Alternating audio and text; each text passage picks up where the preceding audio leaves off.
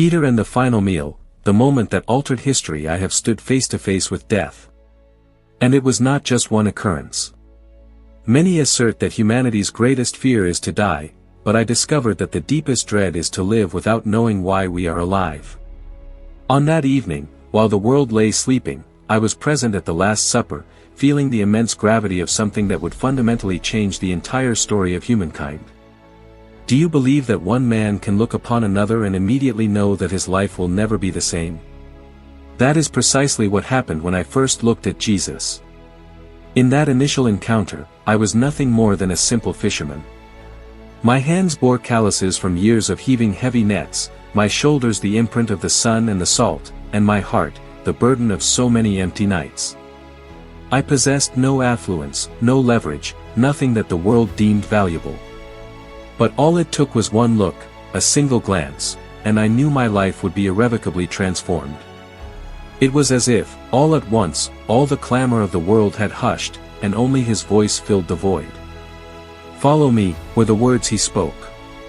And, in that very moment, something within me answered even before my mouth could utter a sound, yes. Have you ever experienced that?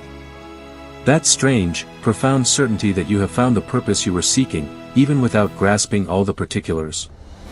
It is as if the heart is aware of a destiny that the mind is yet unable to comprehend. And I followed. I abandoned the nets, I left the boat, I forsook the familiar, and went after him. And at the final meal, seated at the table, breaking the bread and drinking the cup, I realized it was more than just dinner. It was a covenant.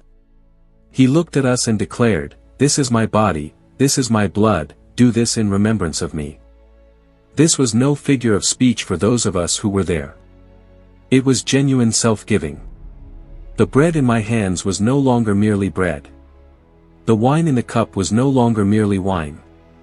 I was receiving something that was changing me from the inside out, causing me to view life through a new lens. How many of us, in this present day, are still in pursuit of meaning?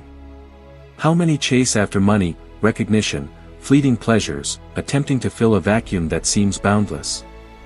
I, too, made those attempts. But I came to see that none of that sustains the soul. Studies conducted over decades at Harvard University reveal that the key contributor to a happy life is not wealth or notoriety, but rather deep connections and a clear sense of purpose. And I discovered